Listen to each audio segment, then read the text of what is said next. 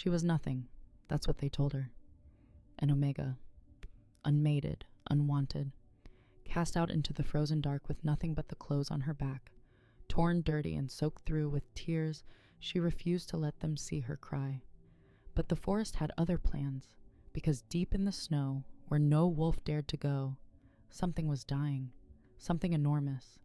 Its fur was black as a starless sky. Its eyes, the color of lightning caught in ice, were flickering, fading. Her hands began to glow. She didn't know why. She never had. They'd called it a curse. They'd called her a curse. She called it the only thing she had left. So she knelt in the snow beside a creature that could have swallowed her whole, and she gave him everything she had. She didn't know his name. She didn't know his bloodline. And she had no idea that the wolf dying beneath her trembling hands wore a crown. Stay with me, because when he opens his eyes, nothing will ever be the same. Chapter 1. They say a wolf knows its place before it knows its name, before it can speak, before it can shift, before it understands the difference between the moon and the sun. It already knows where it stands in the order of things. That is the first truth of pack life. It is written into the blood, carved into the bone, pressed into the chest with the same quiet certainty as a boot pressed into snow. The Asheville pack had never needed to be cruel to remind you of this truth. The architecture did it for them. The great hall of Asheville rose from the mountainside like a declaration. Granite walls 3 stories tall, draped in the pelts of enemies who had underestimated them, lit by torches that burned gold and never seemed to gutter, no matter how hard the wind drove itself against the windows. Pack banners hung from the rafters, obsidian and deep crimson. The twin wolves of Asheville coiled around each other, one devouring, one watching. A reminder, always, that in this world there were 2 kinds of wolf, those who consumed and those who were consumed. Alpha Caden Voss presided over it all from a chair that was not quite a throne, because he was too calculated a man to invite that particular accusation, but served the same function. He was tall, broad-shouldered, with silver-streaked hair he wore like a crown, and cold gray eyes that missed nothing. His voice, when he used it, landed in a room the way a stone lands in still water, quietly but with ripples that reached every edge. Yet he had not built Asheville's power through violence alone. He had built it through precision, through the art of knowing exactly which alliance to forge, which rival to isolate, and which threats to bury so deep they were never spoken of again. He was respected, he was feared. In the careful economy of pack politics, those 2 things were currency enough. The morning of the autumn gathering was the kind of morning that made wolves remember why they loved the mountain. Air so clean it felt like drinking water, frost still glittering on the stone sills, the forest beyond the walls, a cathedral of amber and rust. High-ranking wolves filled the great hall in their finest. Leather-wrapped warriors with rank marks scarred into their forearms. The beta line standing at Caden's left in pressed dark gray. Its visiting delegates from the sister packs wearing their own colors. No one noticed the girl moving along the far wall with a tray of medicines. They never did. Sarah Voss, by name only, never by blood, had learned to walk like a shadow wore boots. Small, slight, dark-haired, with freckles dusted across brown skin like ink flicked from a pen, and warm amber eyes that absorbed everything and revealed nothing. She moved through the gathering with the practiced quiet of someone who had spent a decade perfecting the art of not being seen, weaving between clusters of high-ranking wolves without brushing a single elbow, without meeting a single gaze. The tray in her hands held tinctures for the healer's table. Pressed arnica, dried wolfsbane in careful doses, and bandaging oils made from recipes she had memorized before she could properly write her own name. Healer Marin's recipes, because she was Healer Marin's assistant, because that was what she was allowed to be. Be useful, girl, and be invisible about it. She had been 8 years old when she'd arrived at Asheville. She did not remember the journey clearly, only cold, and the smell of smoke that didn't smell like a hearth fire, and the sound of someone weeping for a very long time before the weeping stopped. What she knew of her parents she had assembled in pieces over years, from overheard fragments and the occasional careless comment from wolves who forgot she was in the room. Her father had been a healer. Her mother had been, this part was always where voices lowered, something else. Something the Asheville wolves didn't have a clean word for. Caden had taken Sarah in without explanation and without warmth, and the pack, trained as all packs are trained to read their alpha's signals, had treated her accordingly. Not with outright cruelty. Asheville was too refined for that. With simply nothing. As though she occupied a space in the room but not a place in it. As though she were furniture that breathed. She set the tinctures down at the healer's table and allowed herself one moment, just one, to scan the hall. Beta Dorian held court near the fire, as he always did. He was everything the pack valued made flesh, tall, golden-haired, with a jaw that could have been cut from the granite walls, and a smile he wore like a weapon, deployed precisely and always for an audience. And he was laughing now at something his companion had said, head thrown back, the firelight catching the rank markings on his throat. May she? 4 marks for a beta, 1 for each territory sworn. He was 26. He would be the next alpha, if Caden chose succession over bloodline, and everyone in the hall knew it. He moved through the pack the way water moves through rock, effortlessly, inevitably, reshaping everything around him without appearing to try. Sarah looked away. She was very practiced at looking away. She gathered the empty bottles from the morning's rounds and turned back toward the corridor. Her left hand ached slightly where she'd scraped it against a crate, and without thinking, she pressed her right palm flat against it. The warmth came immediately. Not painful, not dramatic, just warmth, like sunlight through closed curtains. She moving from her palm into the scrape. She felt the skin knit, felt the ache dissolve. When she lifted her hand and glanced down, just for a second, barely a heartbeat, the scrape was gone. The skin was clean and smooth, and the faint gold-green light that had pooled between her fingers for that single moment had already faded, absorbed into the air like breath on a cold morning. She closed her fist, kept walking. Her expression did not change. She had been doing this since she was small, healing cuts, mending bruises, drawing fever out of sick wolves through the press of her palms as she changed their bandages. She had never done it consciously. It happened the way breathing happened, automatic, unbidden. And like breathing, she had learned to make it invisible, because she had understood, early and with the certainty that only frightened children understand things, that this gift, if that was the word for it, was not something Asheville would celebrate. Things that couldn't be explained were things that couldn't be controlled, and things that couldn't be controlled were dangerous. She slipped out through the servants' corridor as the gathering grew louder behind her, the voices of high-ranking wolves overlapping into the particular music of pack politics, alliances made in laughter, rivalries maintained in careful courtesy, power negotiated one toast at a time. The corridor was blessedly quiet. She exhaled. Through the narrow window at the corridor's end, the forest stretched out in all its autumn fire, gold and crimson and deep, patient green at the pine-thick edges, the kind of wild that pressed against civilization and waited. Sarah rested her forehead against the cool glass for a single moment, her eyes on the tree line. She did not know what waited out there. She didn't know that in 2 days she would be cast into it. She didn't know that the forest had been waiting for her. But somewhere deep in the marrow of her, in that secret, luminous place where her gift lived, curled like an ember in a cold hearth, something new, something had always known. Chapter 2. The bonding moon comes once a year. It came the way all sacred things come, without warning, without apology, arriving on its own schedule regardless of whether you were ready. One night the sky was ordinary.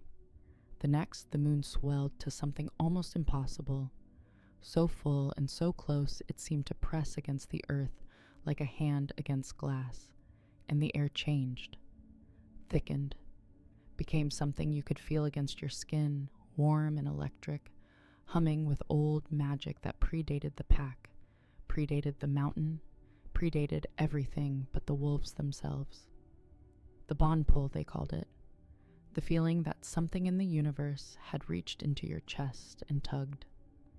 Sarah had watched the bonding moon ceremonies 3 times from a distance, through windows, from the edges of crowds, invisible as always, as she had watched wolves feel the pull and turn to find each other, watched the recognition move across their faces like dawn breaking, watched couples press their foreheads together in the ancient greeting while the pack howled its approval at the sky. She had watched all of it with the careful neutrality she applied to most things and told herself she felt nothing. She had almost believed it. This year, the ceremony was held in the stone circle beyond the great hall.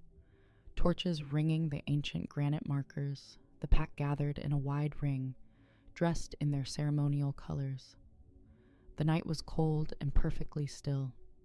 The moon above them was indecent in its brightness, the kind of full that left no shadows anywhere. Sarah stood at the outer edge of the gathering, as she always stood. At Trellis tonight, even she was permitted to attend the ceremony, though no one had formally invited her. She wore her cleanest dress, dark green, and had braided her hair back from her face, a small vanity. She would not examine why. The pull started an hour into the ceremony. She thought at first it was the cold, a pressure in the sternum, a tightening, like something drawing her forward against her will.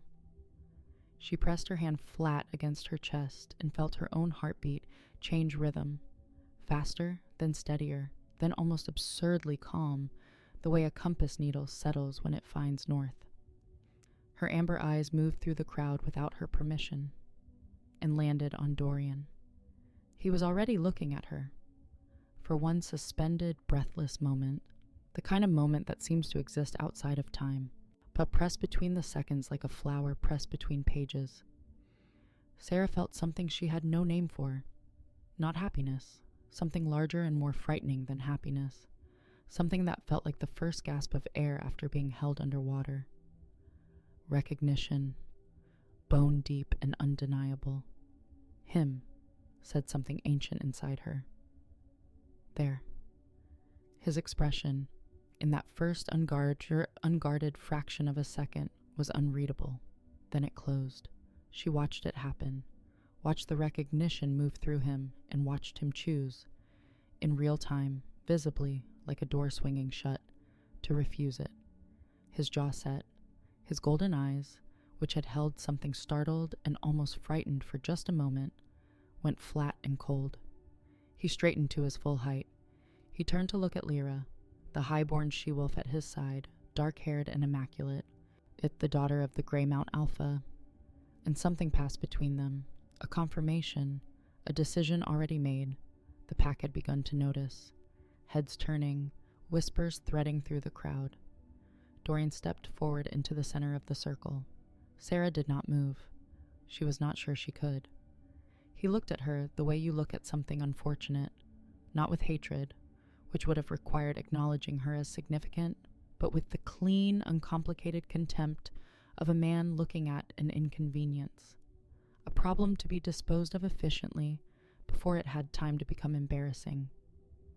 I, Dorian of Asheville, he said, and his voice was steady and deliberate and carried to every corner of the stone circle.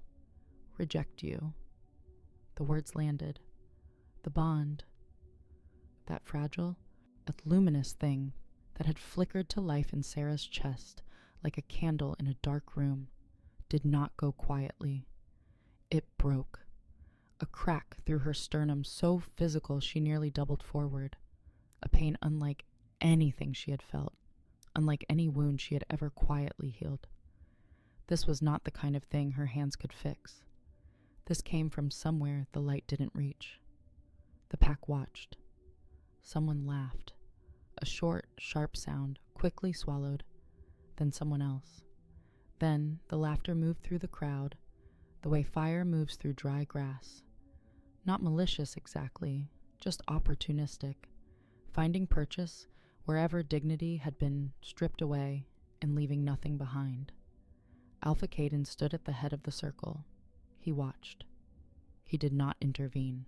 He had known. She understood that in the same moment, with the same awful clarity. He had known, and he had let it happen here publicly, where there could be no ambiguity and no appeal. Sarah straightened. She did not know how. Some part of her that lived below thought and below feeling reached up and straightened her spine and lifted her chin and kept her eyes dry by sheer force of a will she hadn't known she possessed. She held Dorian's gaze for exactly 3 seconds. Not defiantly, not brokenly, just evenly, as though she were marking him, as though she were committing this moment to a record she intended to keep. Then she turned, and she walked, through the crowd, which parted, not out of courtesy, but because no one wanted to be adjacent to her, out past the torches, across the frost-hardened ground, toward the tree line, which waited at the edge of the light like an open door. She did not look back. She counted her steps. At 37 steps from the stone circle to the tree line, she knew because she counted all 37 of them, and she did not cry for a single one. The moment the dark closed around her, the moment the torchlight and the laughter and the eyes fell away behind the first row of pines, she stopped walking. Her legs gave. She caught herself against a tree trunk, barking cold under her palms, and the sound that came out of her was not a sob. It was something older and less articulate than a sob, something that came from the cracked place in her chest, where the bond had been and was not anymore. She pressed her forehead against the bark and shook, silently, the way things break when no one is watching, completely and without performance. She did not know how long she knelt there in the dark before she heard the footsteps. A pack enforcer, too. Caden's voice carried through the trees from a distance, clipped, final, the tone he used for things already decided. Her belongings at the gate by morning. She leaves at dawn. She closed her eyes. The forest breathed around her, old and cold and vast and indifferent. She had nothing, no rank, no bond, no name that meant anything anymore. She had the clothes on her back, and she had her hands, those strange, glowing, secret hands, and she had 37 steps of dignity that no one could take from her now. She pressed her palm flat against the tree trunk. The bark warmed faintly under her touch. Get up, she told herself. You are not done. Chapter 3. The forest did not welcome her. That was the first thing she learned. She had half expected it to. Some romantic and desperate part of her had imagined the wilderness as an alternative to the pack, something wild and free that would receive her the way Asheville never had. Open arms, soft ground, safety in the solitude. The forest offered none of that. It offered wind that cut through her dress like it had a grudge. It offered ground so frozen her fingernails split when she tried to dig into it. It offered darkness that was not peaceful but absolute, the kind of dark that had weight and texture, that pressed against your eyes and made you uncertain of your own edges. The trees did not part for her. The cold did not ease for her.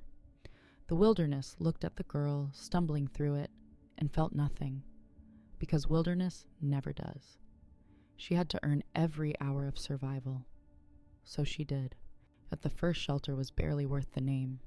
Branches propped against a fallen trunk, packed with dead leaves she scraped from under the snow, a hollow just large enough to curl inside with her knees drawn to her chest. It leaked wind from 3 directions. She lay in it that first night and shook so hard her teeth ached, and she thought of nothing. Thought was a luxury. Warmth was the only currency that mattered. By the 3rd day, she had improved it. Pine boughs over the top, weighted with snow that compacted into insulation. A windblock on the eastern side from a wedge of bark she'd worried free from a deadfall. She gathered what the forest offered beneath the white surface. Frozen berries she thawed against her palms, roots she recognized from Healer Marin's foraging lessons, bark she could boil if she had a vessel, and which she didn't, so she chewed it instead and swallowed the bitterness without complaint. She made fire the way Marin had shown her, back when fire-making had been a lesson and not a matter of life or death. Friction and patience, and the particular kind of desperation that sharpens the hands. When the first ember caught, she held it like something sacred, breathing it to life with a care she hadn't known she was capable of feeling for anything so small. The fire helped. Not enough, but enough.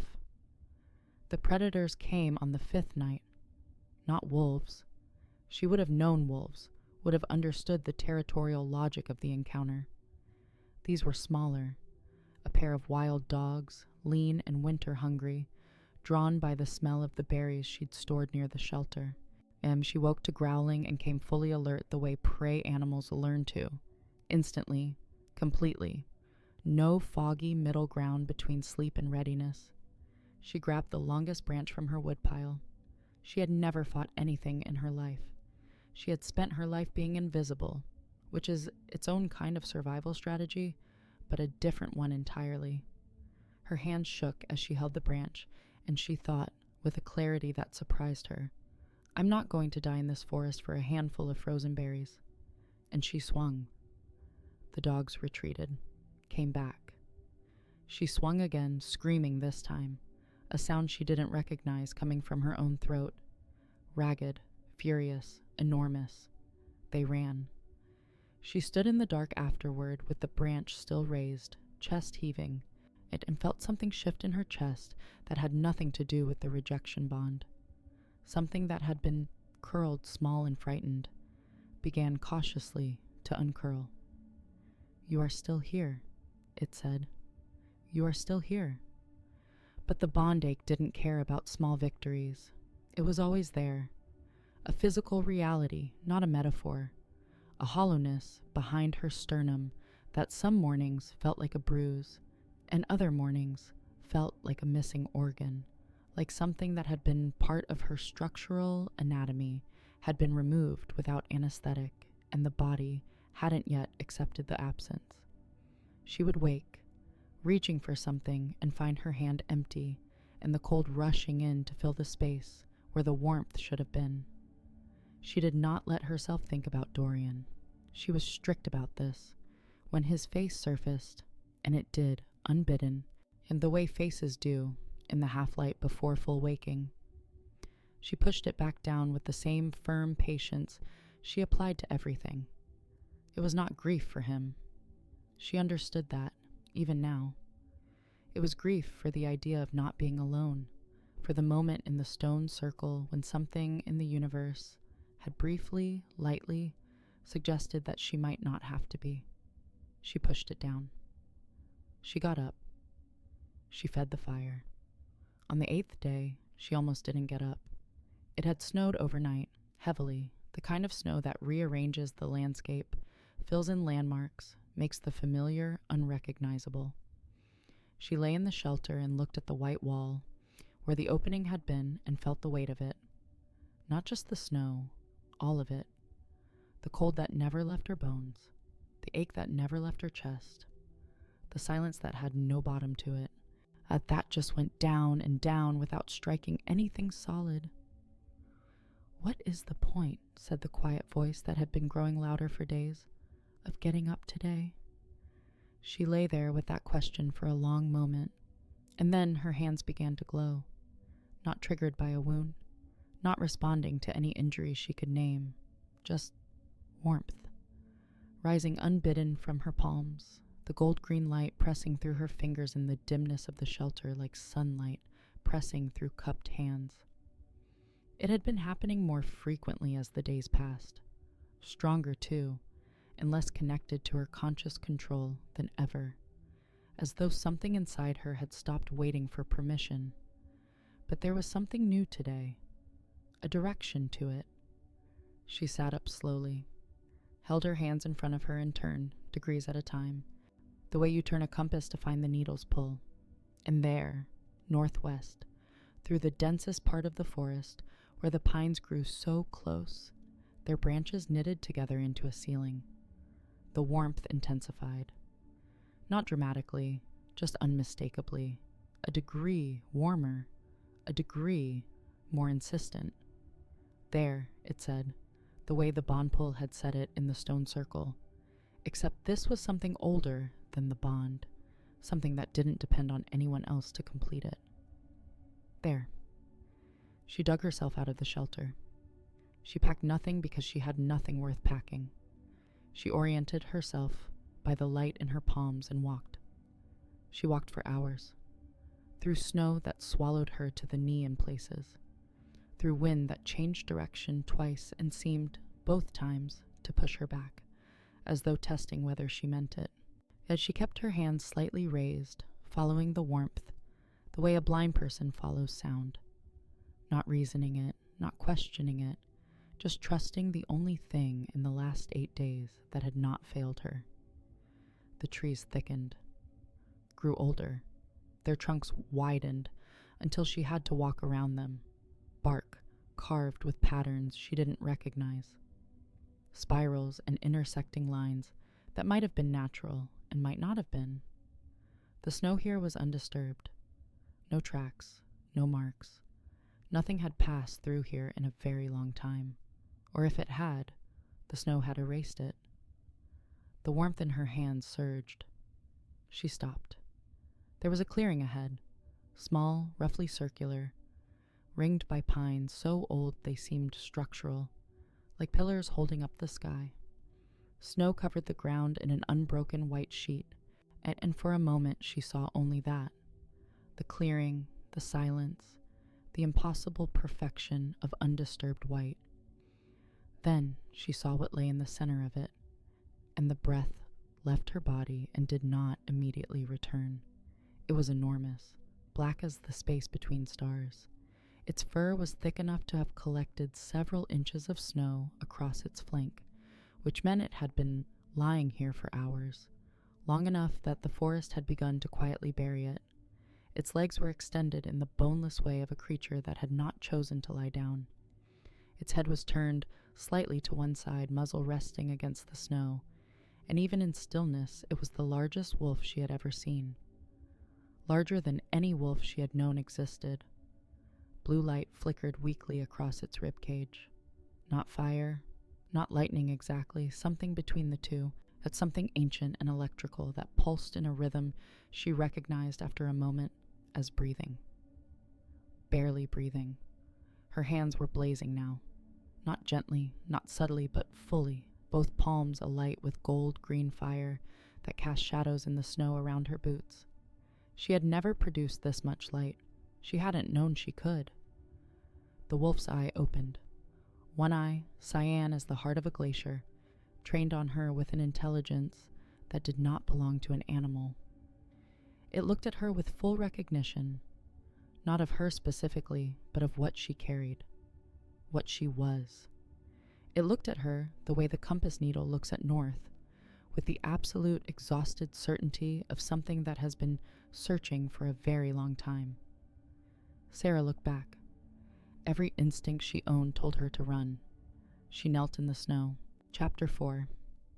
She had seen wounded wolves before. In the healer's ward, she had pressed bandages against bite wounds and arrow punctures and the ragged aftermath of border skirmishes. She had watched Marin set broken legs and drain infected tissue and work through the night on wolves that whimpered with every breath. She thought she understood what a wounded creature looked like. She had understood nothing. Up close, the wolf was incomprehensible. Not in the way that large things are sometimes incomprehensible. Mountains, storms, the ocean glimpse for the first time. This was different. This was the incomprehensibility of something that should not exist within the boundaries of the natural world, and yet undeniably did, lying in the snow 12 feet in front of her, bleeding from wounds that would have killed 3 ordinary wolves before they hit the ground. The size of it alone defied easy processing. She had thought, from the tree line, that distance was making it seem larger than it was. Up close, she understood there was no trick of perspective. Its shoulder, even collapsed and lying on its side, reached her chest. Its paw, the one visible above the snow, the one closest to her, was broader than both her hands placed side by side. Its skull was architecture. Its ribs, rising and falling in that labored, flickering rhythm, were the ribs of something that had been built for a different scale of world entirely. The fur was not simply black. She had seen black wolves. This was different. A black that seemed to pull light inward rather than reflect it, so that even with her palms blazing gold-green beside it, the wolf absorbed the illumination without giving any back. Like looking at a tear in the visible world. And the wounds. She made herself look at the wounds. 4 of them, that she could see. 2 across the flank, 1 at the base of the throat, 1 behind the left shoulder in the particular location that told a trained eye this had been deliberate, aimed. These were not the wounds of a territorial fight or a predator encounter. These were the wounds of something that knew wolf anatomy with precision, something that had known exactly where to strike and had struck there with intent. Old blood, dark and half-frozen, had pulled in the depressions around the wolf's body. The blue electricity that moved across its rib cage was fainter now than it had been from the tree line. Slower, and she watched a single arc move from shoulder to flank and die before it reached the hip, and something in her chest responded to it. A tightening, a recognition she had no framework for. The cyan eye tracked her, steady, patient, watching. Run, said every survival instinct she had rebuilt over 8 days alone in the wilderness. You do not know what this is. You do not know what made those wounds, or whether it is still nearby. You are alone and unarmed and half-starved, and this creature could swallow you without effort. Run. Her hands blazed brighter. She took 1 step forward. It was not a decision exactly. It was more like the absence of the capacity to make any other choice. The way her palms always warmed before she consciously chose to heal, the way the forest had pulled her here without asking her permission. Something in her recognized something in the wolf, at a frequency below language, below thought, below the rational architecture of self-preservation. She moved to its side and knelt in the snow. The wolf did not move, did not snap or growl or shift away. It watched her approach with those impossible eyes and made no sound at all, and that stillness felt less like weakness and more like a deliberate choice. The restraint of something vast choosing, very carefully, not to be frightening. As though it understood she needed that. She pressed both palms to the wound behind the shoulder first. The worst one. The one that was still seeping. The light erupted. She had never felt it like this. It had always been a quiet thing, a warmth, a trickle, a small and careful repair. This was none of those things. This was a current, a torrent, as something that rushed through her arms and out through her palms with a force that pushed her breath out in a gasp. The gold-green light poured into the wound like liquid, and she felt it working. Felt the severed things reaching for each other, felt the blood vessels closing, felt tissue remembering its own shape and moving toward it. She felt all of it through her palms like she was reading it with her hands, a language written in flesh, and she understood it completely, even though no one had ever taught her how. The wolf made a sound, low, not pain, something else, something that moved through her sternum, the way resonant sound moves through a wall. She kept her hands in place and moved to the next wound. Time dissolved. She did not track it. There was only the work, moving from wound to wound, pouring light into the dark places, and her arms trembling with an effort she felt in her teeth and behind her eyes. The cold ceased to register. The snow soaking through her dress at the knees ceased to register. There was only the wolf and the wounds and the light flowing between them like a conversation conducted without words. At some point she began to weep. Not from fear.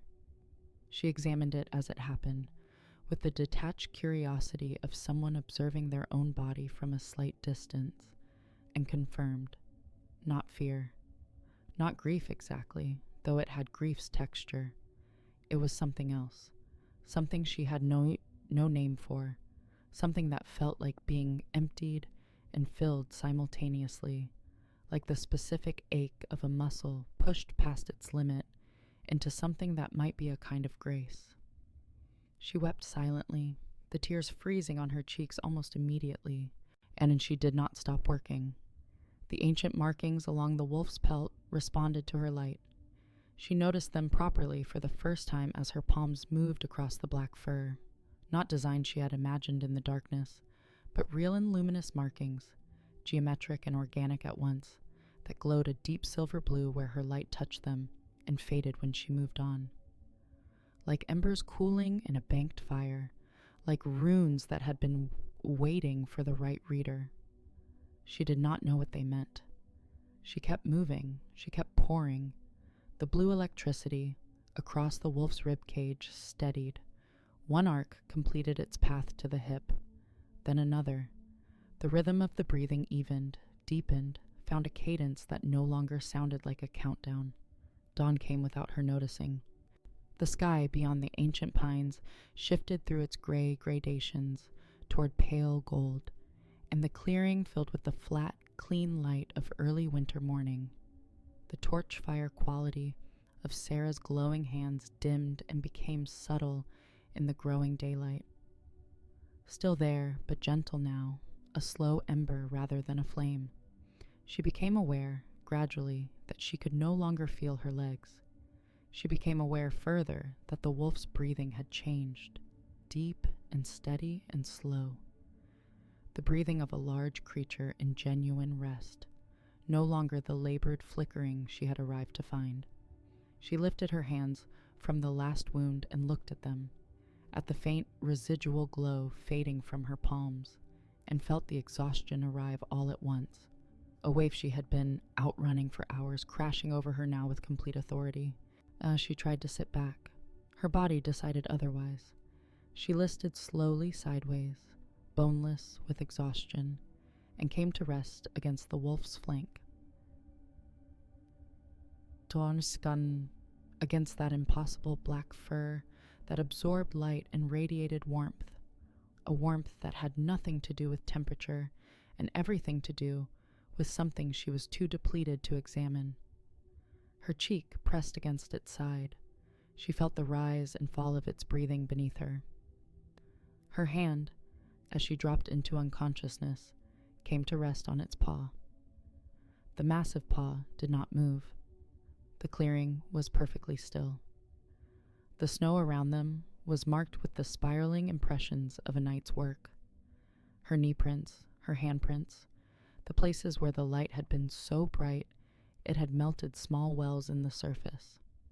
At the center of it all, a wolf that had been dying and was no longer, and a girl who had given everything she had and was sleeping now as though the forest itself had decided she had earned it.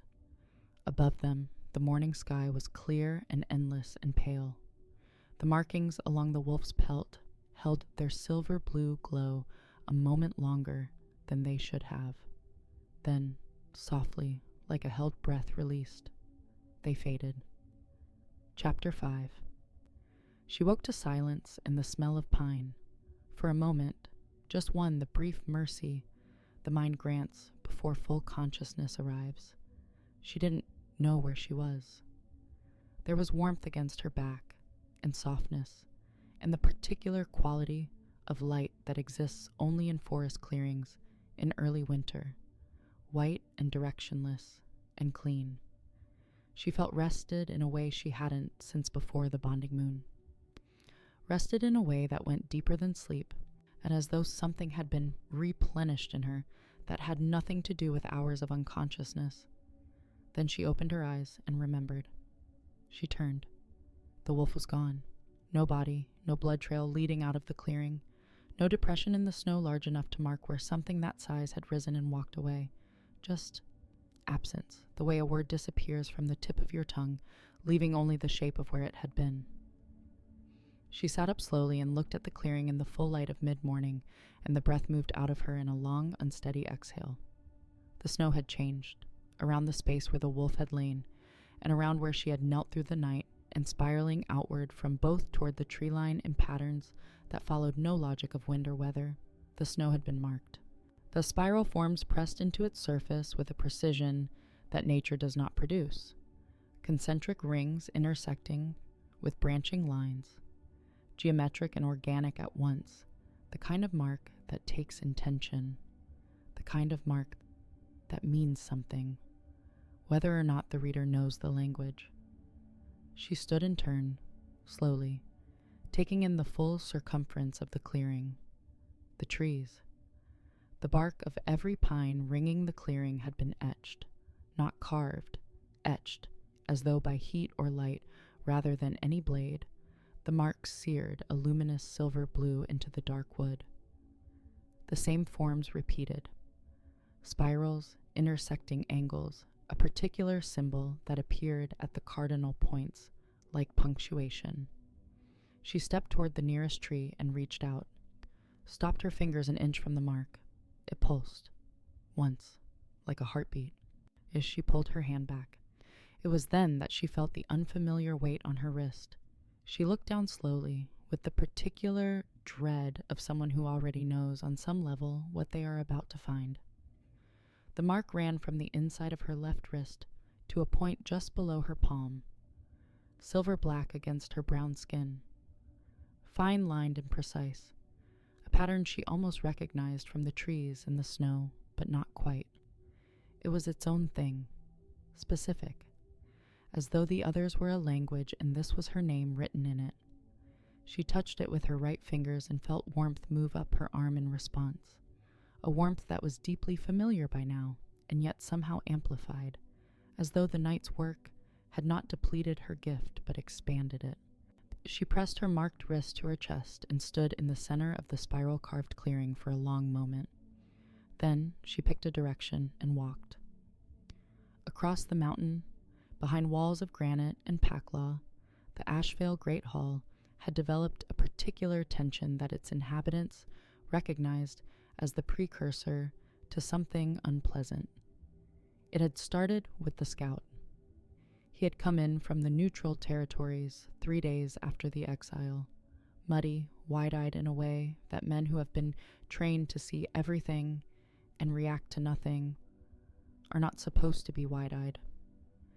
And he had gone directly to Alpha Caden without speaking to anyone else. The meeting had been behind closed doors. But walls in pack halls are old and not perfectly fitted, and the pack had always had excellent hearing.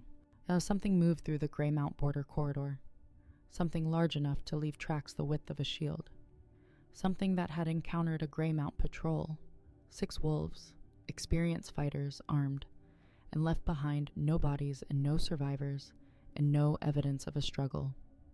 Just an empty stretch of snowfield and those enormous tracks, continuing north into territory that belonged to no pack and had not been traveled in living memory. Beta Dorian heard this report secondhand, through the gap in the Great Hall's side door, and the color left his face with a specificity that did not go unnoticed. He said nothing at dinner, drank more than usual. His eyes went to the northern windows repeatedly, and each time they did, something moved across his expression that the pack's more perceptive members filed quietly away. Alpha Caden dispatched trackers the following morning, 12 of them, his best, with instructions he delivered in a voice pitched too low for the hall to carry. They left before dawn, heading northwest, into the old forest, and several members of the pack found themselves watching the tree line afterward with an unease they couldn't fully articulate. No one mentioned the exiled girl. No one had thought to. Sarah, meanwhile, was learning what she had become. It was not a gradual discovery. It arrived all at once, on the second day after the clearing, when she crouched beside a frozen stream to drink, and a fox stumbled from the undergrowth 6 feet away. Thin, one foreleg held at the angle that means broken, eyes already developing the dull opacity of an animal that has begun accepting its own end. She looked at it. It looked at her. When the mark on her wrist pulsed, she reached out her hand. The fox did not run. It stood completely still as she pressed her palm gently to its flank, and the light that responded was nothing like the careful trickle she had spent years controlling. It moved through her arm and into the fox, in a warm, continuous pour, and she felt the bone realign, felt it precisely, as though her own fingers were inside the leg, finding the fracture and pressing the edges together. The fox shivered once. Then it set the leg down into the snow, stood on it, looked at her with black eyes that held something she couldn't read. Then it was gone. She sat back on her heels and stared at her hand. She had healed broken bones before, quietly, secretly, in the healer's ward, passing her palm over a bandaged limb and feeling the slow knitting that she attributed, always to the medicines. She had never felt it like that, never felt the interior of another creature's body like a room she could navigate, never moved with that kind of accuracy. She needed to understand the extent of it. The tree presented itself the following afternoon. A pine at the ravine's edge, split halfway down its trunk by what must have been a lightning strike days earlier, the wound weeping sap in long dark rivulets, the halves spreading slowly apart under their own weight. She stood in front of it for a long moment. Then she placed both palms flat against the split. She poured carefully this time, measured, trying to maintain awareness of the current rather than simply riding it. The tree responded like a living thing, which it was. She understood now, in a way that was different from understanding it intellectually, and she could feel its life, green and slow and immensely patient, moving in channels beneath the bark. She followed those channels with her light, pressed the split edges toward each other, encouraged the cambium to bridge the gap. It took 2 hours. When she stepped back, the split had closed to a seam. By the time the light began to fail, the seam was already scarring over. She pressed her hand to the bark and felt the tree's life moving steadily through it, uninterrupted. She exhaled. She understood now that the forest had not been a punishment. She did not yet understand what it had been instead. But each night, when the temperature dropped and the stars appeared in their cold multitudes, and she lay in whatever shelter she had constructed, the mark on her wrist pulsed with a warmth that moved through her like a second heartbeat. Patient, directional, the compass needle still finding north. Something was out there, something that had looked at her with those cyan eyes and recognized what she carried before she had recognized it herself. She did not know his name. She did not know his bloodline. She did not know that 12 trackers were moving through the old forest behind her, or that the man who had exiled her was losing sleep over tracks in the snow, or that the question of what she was had already begun to surface in rooms she had never been invited into. She knew only the mark, and the warmth, and the pull that persisted every night like a low, steady note, reminding her, insisting, drawing her forward into something she could not yet see. She pressed her wrist to her chest. She followed. Chapter 6. She smelled him before she saw him. Not his scent exactly. That was the strange part. A wolf's scent is their signature, as individual and legible as a face, carrying pack and rank and history in its layers. She had grown up reading those layers without thinking about it, the way you read weather in a sky. But this man carried nothing she could parse. No pack. No territory. No allegiance pressed into the molecules of him by years of proximity to others of his kind. Just cold air. Pine resin. And something underneath both that she had no category for. Ancient and mineral, like stone that had been warm once and remembered it. She had her hand on a branch before she consciously decided to reach for one. He stepped into the firelight from the north side of the camp, which was the direction she had not thought to watch, and stopped at the precise outer edge of the light's reach, close enough to be seen, far enough to be deniable, as though he understood the etiquette of approaching a lone wolf's fire unannounced and was observing it with deliberate care. He was tall, broad-shouldered, in the lean way of someone built for endurance rather than display, dark-haired, with several days of growth along his jaw, and in the particular stillness of a man who has spent a long time learning not to make unnecessary movements. His clothing was plain and dark, and bore the careful repairs of someone who maintained things out of practicality rather than pride. A tear along the right shoulder restitched in small, even lines. His hands were visible and empty. He held them that way on purpose. She noticed that too. Then he raised his eyes to hers, and she went very still. Shoved cyan, the precise color of glacier ice in direct sunlight, the precise color she had last seen in a clearing 3 days north of here, in a wolf that should not have survived the night. She did not reach that conclusion, not yet. She filed the color and kept her expression neutral and waited. "Your fire," he said. His voice was low and even, calibrated, not warm but not cold either, the voice of someone who had learned to keep all the information out of it. "I saw it from a distance. I'm traveling through. A beat. May I sit?" She studied him for 5 full seconds. He let her, without shifting or filling the silence or doing any of the things people do when scrutiny makes them uncomfortable. He simply waited, and that patience was itself a kind of information. "Sit," she said. "Stay on that side." The corner of his mouth moved, not quite a smile, an acknowledgement. He sat. He said his name was Kyle. Nothing else attached to it. No pack, no lineage, no the son of, no sworn to. Just Kyle, offered as a single clean syllable, and then left there, with no apparent awareness that this was not how wolves introduced themselves. She gave him her name in return and watched his face when she did. Nothing shifted in it. Either he didn't know her, or he was very good at not reacting, and she had already gathered enough about him to suspect it might be the latter. He was injured. She knew it before she saw evidence of it. She felt it, the way she felt the fox's broken leg and the tree's split trunk, a wrongness in the living architecture of him that her awareness now moved toward automatically. He held his left side with a care that looked casual and wasn't. The coat covered whatever was underneath, but when he reached across himself to feed the fire, the movement was abbreviated, controlled. The movement of a man measuring what his body could afford. She didn't comment on it. He didn't offer it. They sat in the mutual silence of two people who have both spent time alone and have therefore remembered that silence is not inherently hostile. After an hour, he said he would leave at first light. She didn't believe him.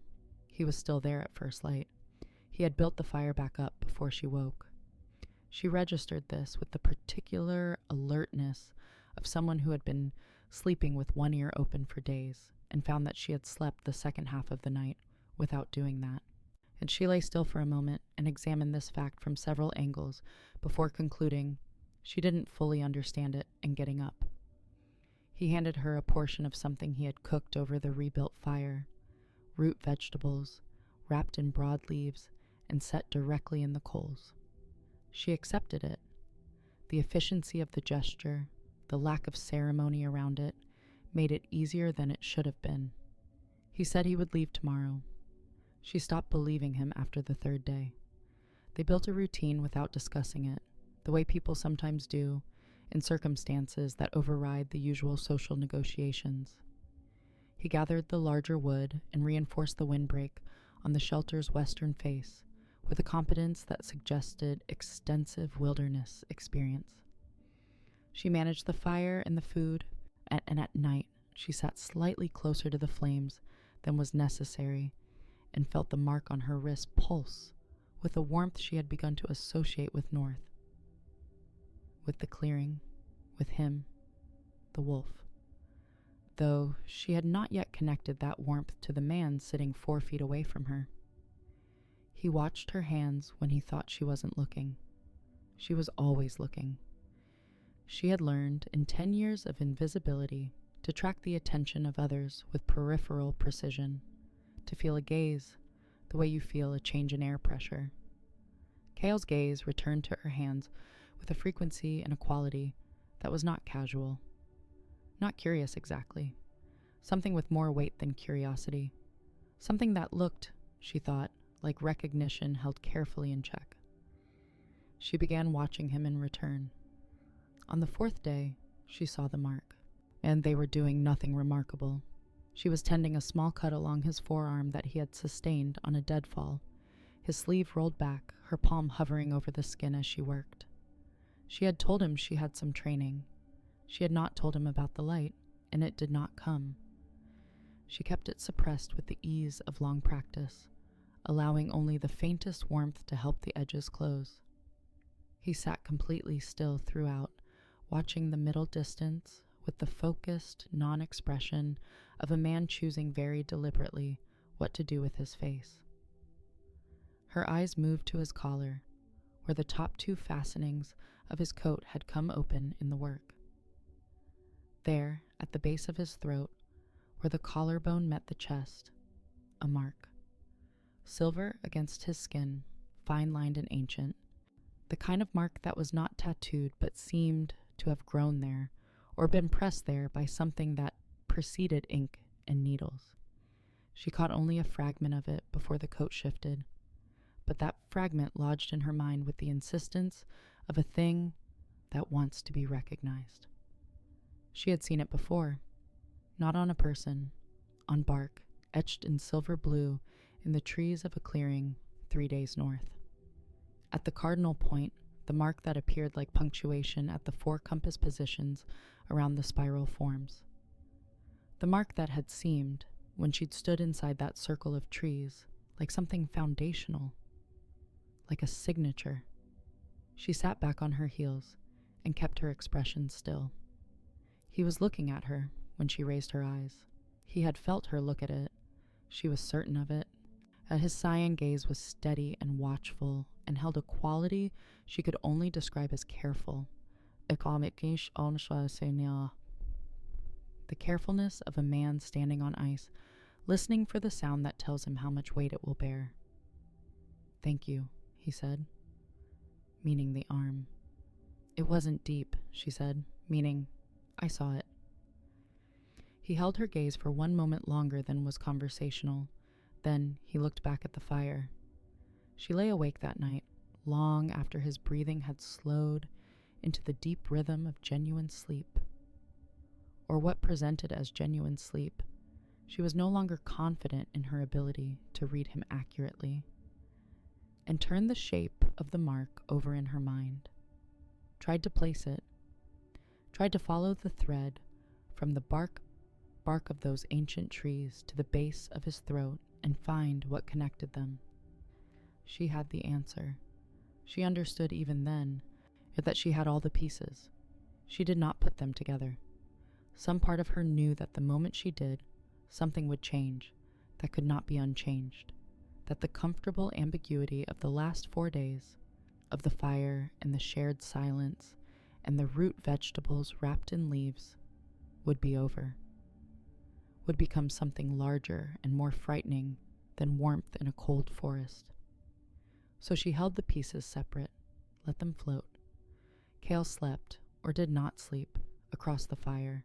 The mark on her wrist pulsed in the dark, steady and warm and directional, the way it always did at night, pointing as it always did at north, pointing as it always did directly at him. Chapter 7. They came at mid-morning, when the light was flat and the forest was quiet, and she heard them before she saw them. 12 sets of footsteps moving through snow with the coordinated discipline of trained trackers, spread in a formation she recognized from Asheville's border patrol drills. She was on her feet before conscious thought completed itself. Branch in hand, turning toward the sound. Kyle was already standing. He had moved from seated to upright without a sound and without urgency, rising with the unhurried precision of a man for whom threat assessment is so deeply habitual it no longer reads as a response. He placed himself slightly forward and to her left. She noticed this. She noticed he did it without looking at her, without discussion, as though the geometry of it was simply obvious to him. She noticed, too, that the controlled stillness he had maintained for 6 days had changed its quality, hardened, had become something that was not stillness at all but its opposite, a readiness so complete it had no visible tells. The trackers emerged from the tree line, Asheville gray. She knew the colors before she knew the faces, 12 of them, armed, in full winter gear, their breath clouding in the cold air. The lead tracker, a broad man named Corvin, whom she recognized from the hall's upper tables, a 20-year veteran with rank marks to his jaw, stopped at the clearing's edge and swept the camp with the professional assessment of someone cataloging threat levels. His eyes moved past her, without stopping. Then they found Kyle. What happened to Corvin's face was not something she had a clean word for. It moved through several expressions too quickly to name them individually. Recognition, disbelief, relief, at something that might have been fear, and came to rest on something that was none of those things, and all of them simultaneously. A reckoning. The expression of a man whose understanding of the situation has just been entirely restructured. He dropped to his knees, not slowly, not ceremonially, the way a building drops when the weight becomes too much, completely and at once. His right fist came to his chest. Behind him, in a ripple, she watched travel down the line, from front to back. 11 other trackers did the same. The forest went very quiet. "My king," Corvin said. The words landed the way large things land from a great height, not loudly, with weight, with the particular finality of something that rearranges everything it touches upon impact. Sarah did not move, did not breathe. She stood with the branch still in her hand and felt the 2 syllables move through her chest and ricochet off things she would have to examine later, in private, when her face was not required to do anything in particular. "My king." She turned her head slowly toward the man standing slightly in front of her and to her left, the man who had eaten burned stew for 3 consecutive nights without comment, the man who had rebuilt the fire before she woke every morning for 6 days, the man who, on the 4th night when she had woken at midnight, unable to stop the grief that sometimes ambushed her in the dark, had said nothing, had simply moved from his side of the fire to hers and sat beside her in the cold until the sky began to lighten, close enough that she could feel the warmth of him, without either of them being required to speak. At that man, Kyle, whose name she was understanding now with the slow, cold clarity of a tide coming in, was not only Kyle. Corvin was speaking. She heard the words from a distance, the way you hear sound when your mind is occupied with something too large to leave unattended. Ambushed. Court intelligence. Believed dead. 7 territories, 14 packs, all in motion. She heard the shape of it, without processing the substance. The substance was assembling itself without her permission from pieces she already held. The ambush wounds. The location where she'd found him, deep in neutral territory, as far from any court as it was possible to get in these mountains. The careful absence of any identifying information. The way he had watched her hands with that weighted recognition from the very first night. Yet he had known what she was before he sat down. He had known, and he had said nothing, and he had eaten her burned stew and rebuilt her fire, and sat with her in the dark at midnight, and he had said nothing. She set the branch down in the snow with a care that was entirely at odds with what was happening inside her chest. His voice, when he finally spoke, was very quiet. "Sarah." She looked at him. He met her eyes, and his jaw was tight with something she recognized, after a moment, as the specific tension of a man who has been preparing for this conversation and has found, now that it has arrived, that the preparation was insufficient. I was going to tell you." The sound that came out of her was not a laugh. It had a laugh's shape, the exhale, the brief opening of the mouth, but it carried none of laughter's warmth. And it was broken and small and entirely involuntary, the sound of something snapping cleanly under pressure that had been building for longer than this moment. She turned and walked into the trees. He did not call after her. She did not look back. She walked until the camp was fully behind her and the sound of the trackers was swallowed by distance and pine, and then she stood in the old forest and pressed the heel of her hand against her sternum and breathed, slowly, deliberately, the way you breathe when the alternative is something you cannot afford in front of witnesses, even when the witnesses are only trees. My king. The mark on her wrist pulsed. Warm. Patient. She pressed her wrist flat against the nearest trunk and felt the bark's cold solidity against the mark in thought, with a clarity that felt almost like calm. How many more things are there that I don't know? The forest offered no answer. It never did. It only waited, the way it had always waited, for her to finish falling apart and stand up and keep moving. She breathed in. She breathed out. She stayed in the trees a long time. Chapter 8. He found her 20 minutes into the trees. She heard him coming, unhurried, not tracking her so much as simply walking in her direction, as though the distance between them were a problem with an obvious solution that only required patience.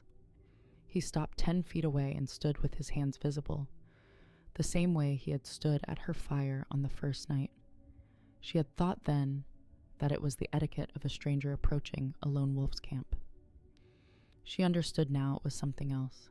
He always made himself unthreatening to her, had from the very beginning, had chosen it deliberately, over and over, in ways she was only now cataloging and understanding the full weight of.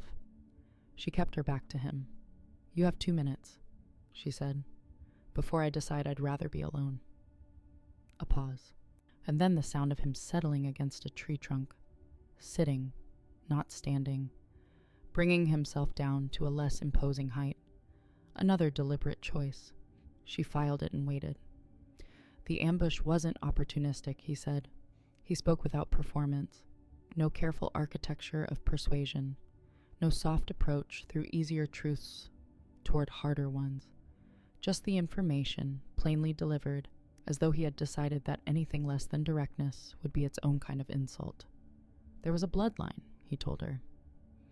Ancient, older than the current pack hierarchy, older than the 7 territories as a political structure, older than most of the history that was written down and passed forward.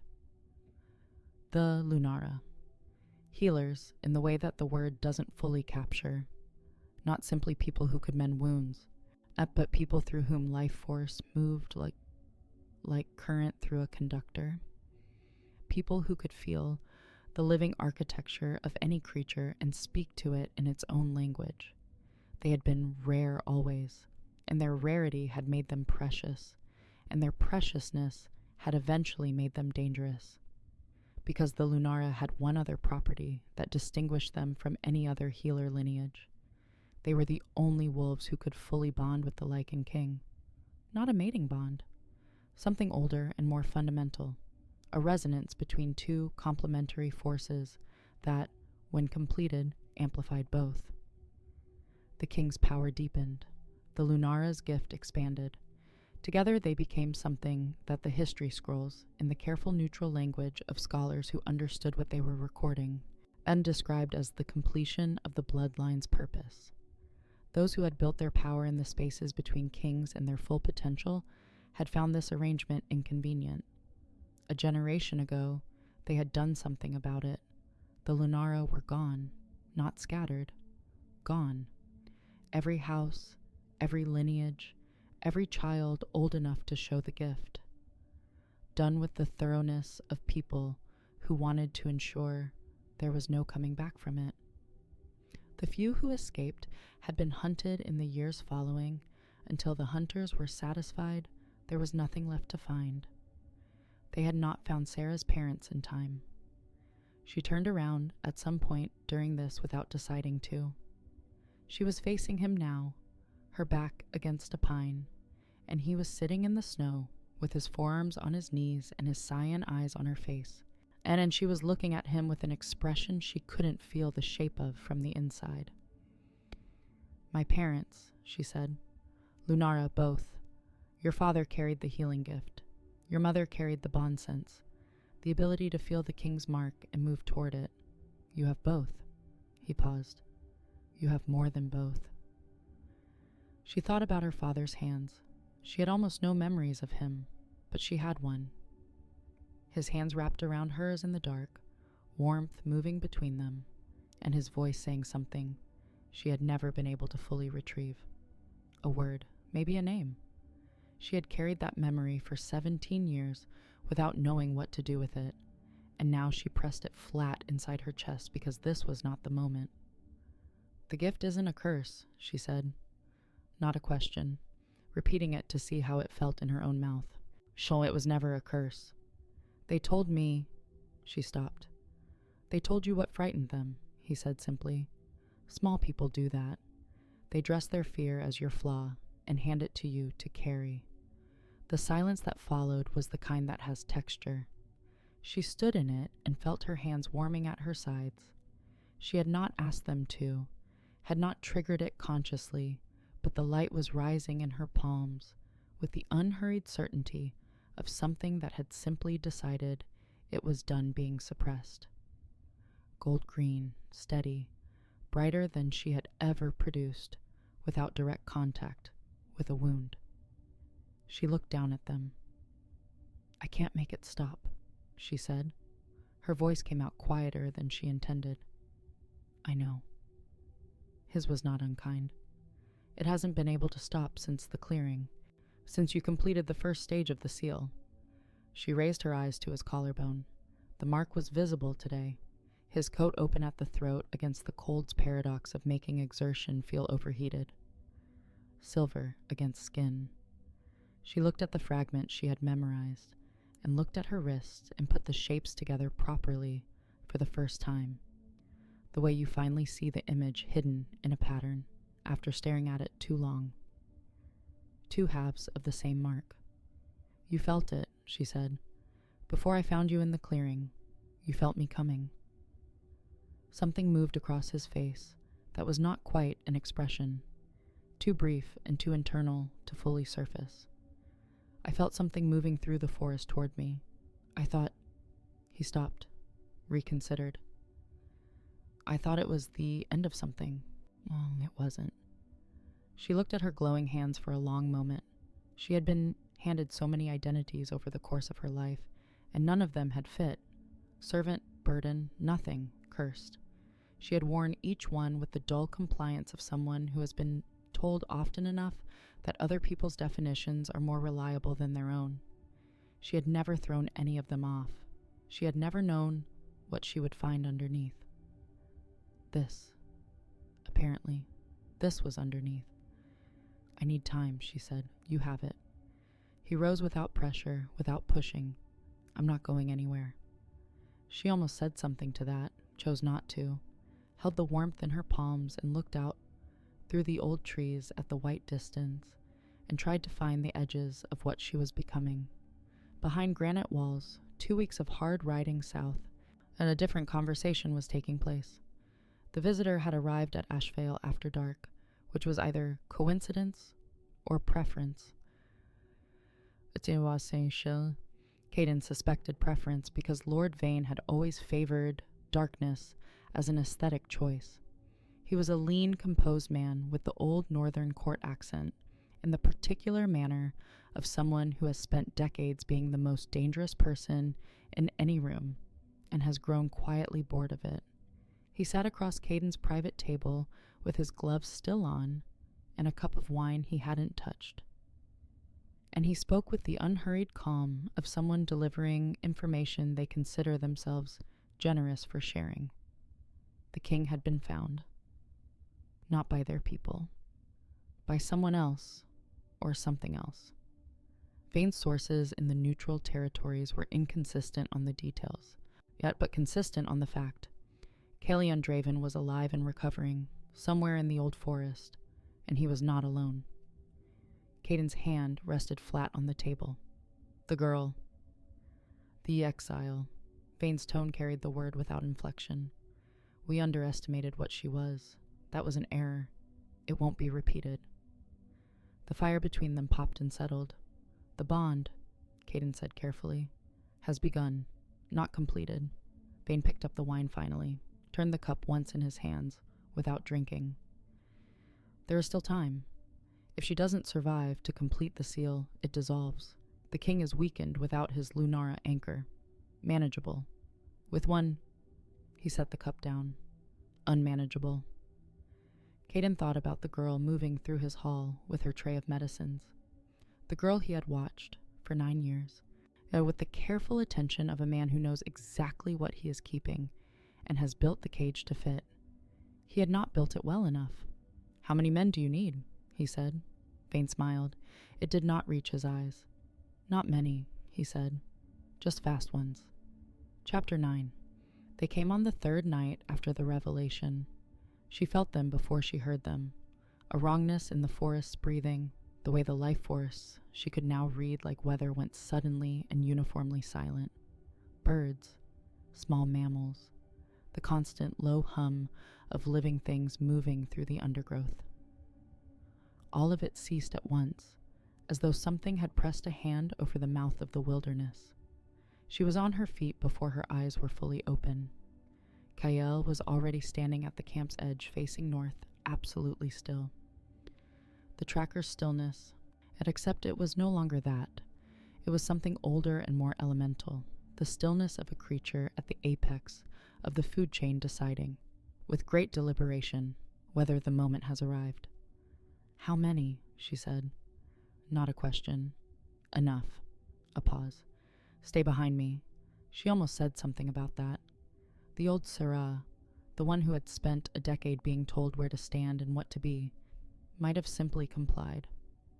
She stayed behind him, but she spread her feet and raised her hands and let the light rise unchecked in her palms for the first time without flinching from the brightness of it. He glanced back at her. Once.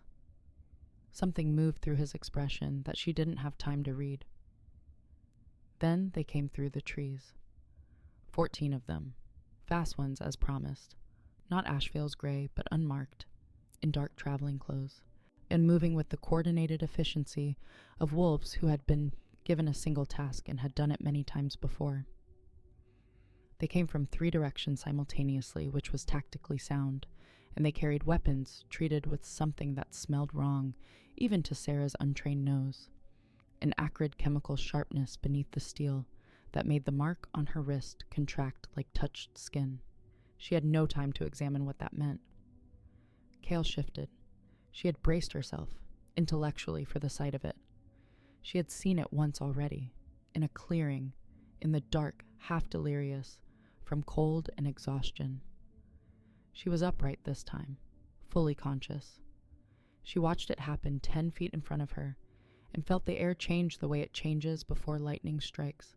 Pressurized, electric, every hair on her body rising, and the black wolf filled the space where the man had been, and the forest rearranged itself around the fact of him. The blue lightning came with full restoration now, not the fading arcs she had pressed her hands against in the snow, but the real thing, crackling across his flanks and shoulders in continuous branching lines, his eyes blazing cyan in the dark, the ancient markings along his pelt burning silver bright and fully realized. He was not the dying wolf she had found. He was what that wolf had been before the ambush, complete and terrible and magnificent in the way that things are magnificent when they are fully what they are without compromise or diminution. The first wave of assassins hit him, and the sound was enormous. She fought at the edges. She was not a warrior. She had no illusions about this. But she had her light, and she had the forest, and she understood now that these things were not separate. When an assassin broke from the main fight and came for her specifically, and they did, 2 of them peeling away with the purposeful directness of wolves who had been told exactly which target mattered. She met them with both palms open and the light roaring out of her in waves that stopped them mid-stride, that overloaded their senses the way staring into the sun overloads the eyes. One went down, the other staggered back. She could feel the fight behind her through the ground, its vibration, its weight. She could feel Kale in the way she could feel a living thing, his life force enormous and blazing and kinetic, moving through the assassins the way a river moves through a landscape, reshaping everything it contacts. And they were losing ground, not him, but there were too many, and they had been designed for this engagement, and attrition was its own kind of winning. She turned to press forward, and the third assassin hit her from the left. She hadn't felt him. He had been still enough, dead enough inside himself, that her new awareness had found nothing to read. The weapon entered her left side below the ribs, a blade, but the wrongness came immediately after, riding the steel into her body like a second wound behind the first. Cold, spreading, the particular cold of something designed to kill a specific kind of light. Lunara Bane. She understood it the moment it touched her blood. Her knees hit the snow. The light in her hands went out. Not gradually, between one heartbeat and the next, blazing gold green, and then nothing. She pressed her palm to her side and felt her own power refusing to answer.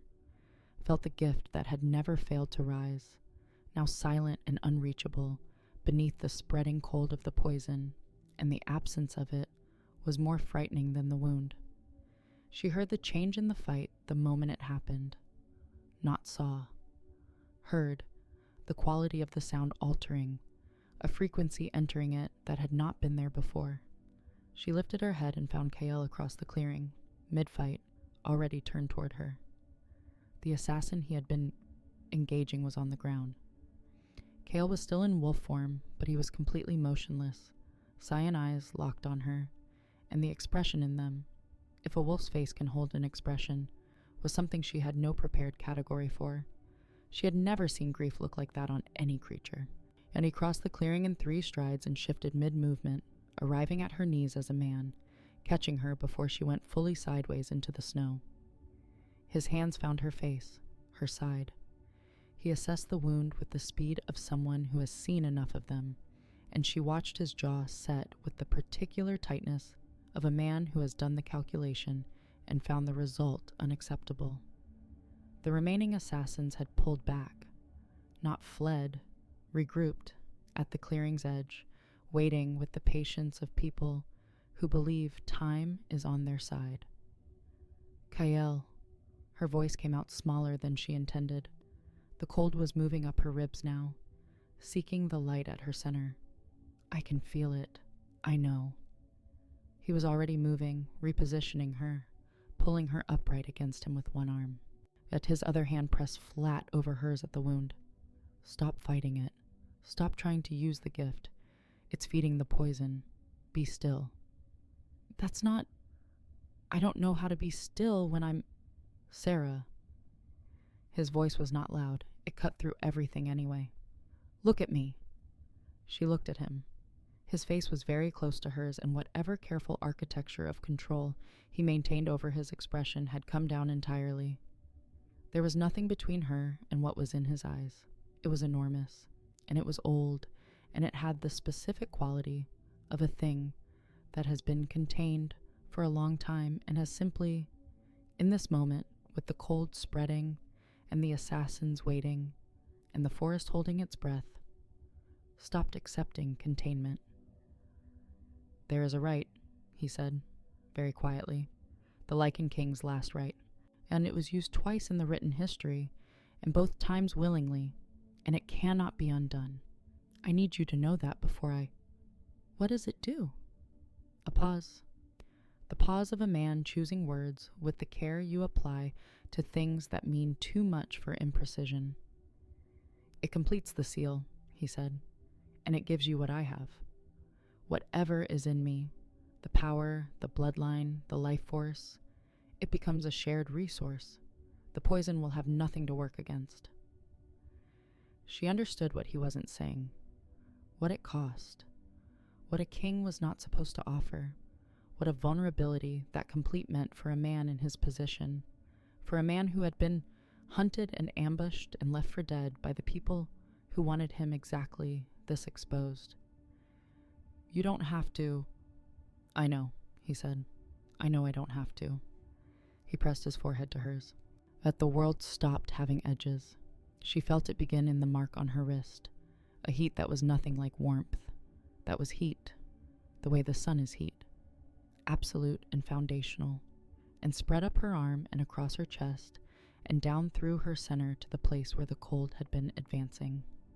She felt his mark answering from his collarbone, felt the two halves of the seal reach for each other across the small distance between their bodies, like two hands reaching across a dark room.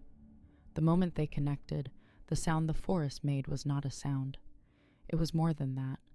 The seals blazed, silver gold, brighter than the marks had ever been in their separate states, light erupting from both their bodies simultaneously and meeting in the space between them and becoming something neither could have produced alone. She felt his life force arrive in her the way dawn arrives, not as an addition, but as a revelation, as though the room had always had windows and someone had simply opened them for the first time. Vast, ancient, entirely without limit in the way that things are limitless when they have found what they were made to complete. The poison burned away. She felt it go, felt the cold retract and dissolve under something it had not been designed to encounter. She gasped. When she opened her eyes, the world was different. Not the forest. The forest was the same cold clearing, the same ancient pines, the snow disturbed by a fight and now settling into quiet. But her vision had changed. She could see the life force of every tree in the ring as visible light, silver threads running through the bark. She could see the assassins at the clearing's edge as heat signatures, the ones standing and the ones who would not stand again. She could see Kael, his forehead still pressed to hers, his eyes closed, his expression, the expression of a man who has given something enormous and found, against all expectation, that he is not less for it. She raised her hand between them and looked at it. The light was gold-green still, but underneath it now ran threads of blue. His blue. Lightning and healing wound together into something that was neither and both. She looked at him for a long time, until he opened his eyes and found hers. Cyan.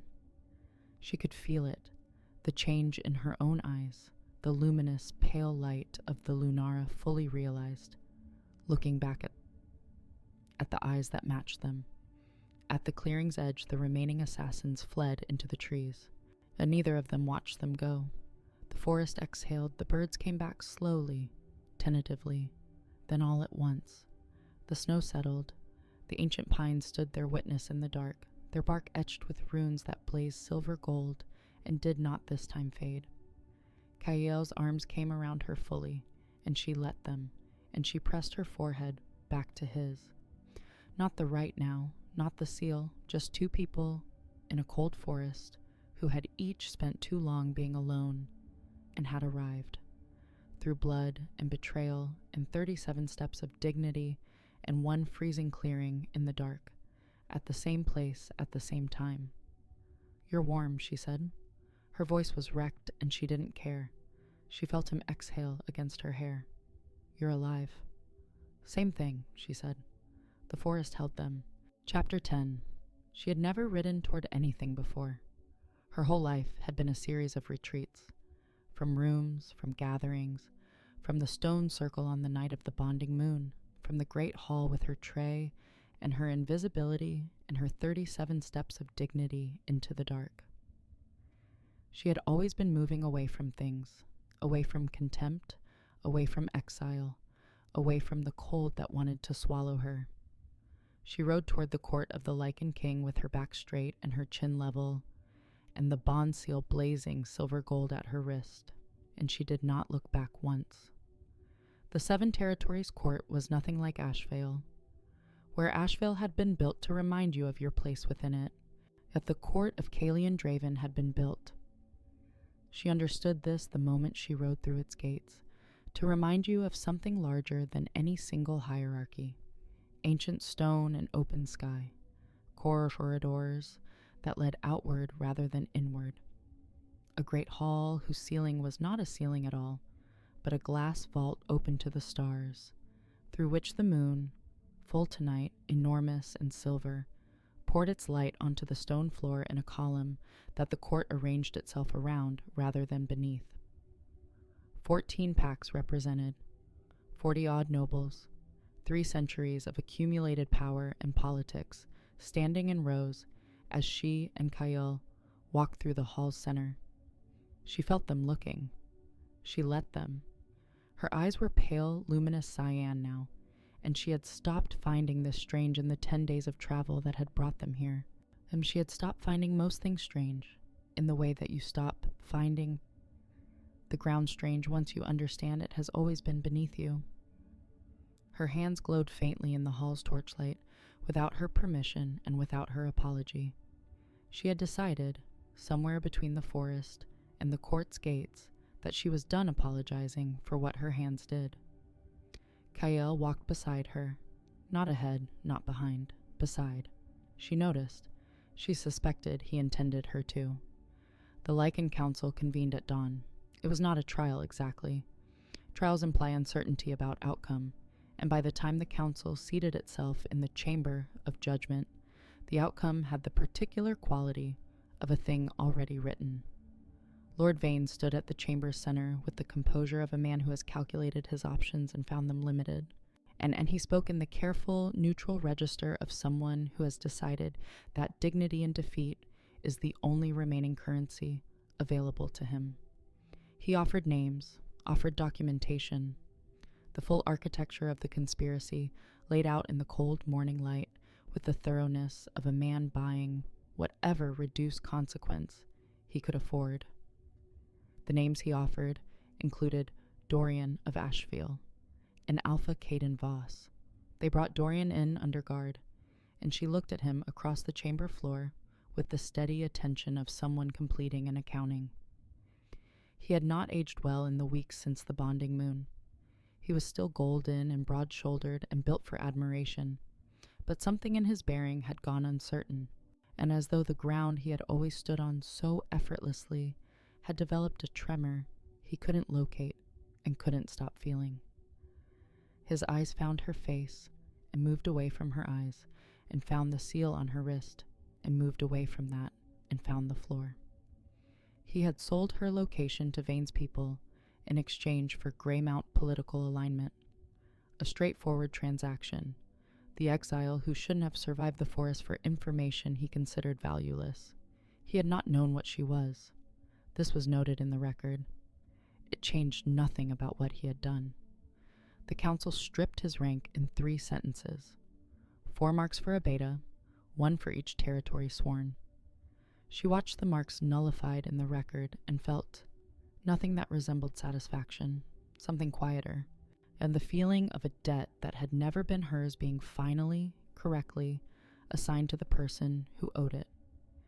Caden came in without guards. He had not required them. Had come, his people reported, voluntarily and without delay, the morning the summons arrived. He stood in the chamber with his silver-streaked hair and his cold gray eyes, and for the first time in her memory, those eyes were not calculating. They were simply tired. He bowed his head before she could speak. "I knew what she was," he said, to the council, but his voice was directed at the floor. "I kept her ignorant of it to keep her controllable. I told myself it was protection. It was not." The silence that followed had weight. Sarah looked at the man who had given her his name and withheld everything else, and she breathed in and breathed out and found, when she reached for anger, that the anger had burned through somewhere in the cold weeks of the forest and left something cleaner behind it. "I don't want your title," she said. Her voice was even. "I don't want your pack, or your lands, or your public humiliation." A pause. "I want the Lunara archives." He raised his eyes. "The ones your library sealed after the massacre," she said. "The histories, the bloodline records, the names. Her hands were glowing at her sides, steady and warm. I want my people's memory returned to them. All of it. Caden looked at her for a long moment. Then he nodded once. A small, final motion. The nod of a man putting something down he has been carrying too long. Done, he said. The coronation was not elaborate. She had been offered elaborate. The full court ceremony, the formal procession, at the ancient rites conducted over 3 days with the watching eyes of 14 packs. She had listened to the full description with patience and declined with equal patience, and asked instead for the version that mattered, the seal acknowledged, the bloodline recognized, the sovereignty recorded.